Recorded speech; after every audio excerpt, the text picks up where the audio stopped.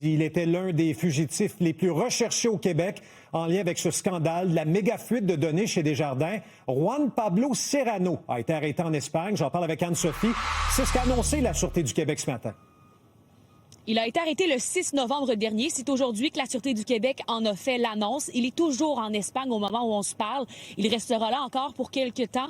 Voyez sa photo à l'écran, là, Juan Pablo Serrano. En effet, l'un des fugitifs les plus recherchés au Québec.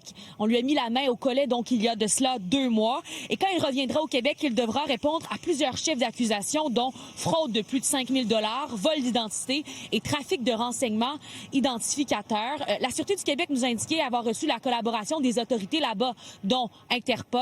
Et ce n'est pas la première arrestation dans cette affaire de vol de données chez Desjardins. Hein. Il y avait eu plusieurs arrestations au Québec en 2024, entre autres l'employé de Desjardins qui avait fait fuir ces données-là. Et là, voilà, une autre arrestation, mais il y a encore un suspect dans cette affaire qui est recherché. On ne sait pas où il se trouve, nous dit la Sûreté du Québec. Il s'agit de Maxime Paquette. La porte-parole nous en parle davantage. Monsieur Maxime Paquette est toujours actuellement recherché. Donc, on invite toute personne qui détiendrait des informations à savoir où il se trouve de communiquer avec nous via la centrale de l'information criminelle au 1-800-652-4263. Et Anne-Sophie, l'arrestation de ce fugitif ne signifie toutefois pas la fin de la saga du vol des données.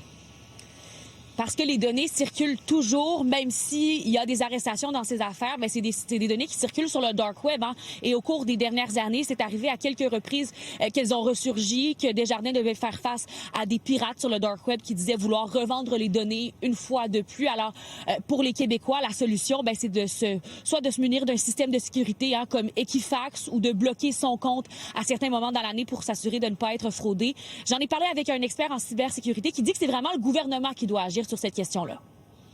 Il n'y a rien qui a changé dans le système bancaire pour nous protéger contre ce genre d'utilisation malveillante de ce genre d'informations-là. Parce qu'on parle encore des numéros d'assurance sociale et des dates de naissance, des informations que généralement devraient être considérées très banales, mais on peut encore ouvrir des comptes de banque avec ça. Alors, il n'y a rien qui a changé dans l'industrie dans les 10 dernières années.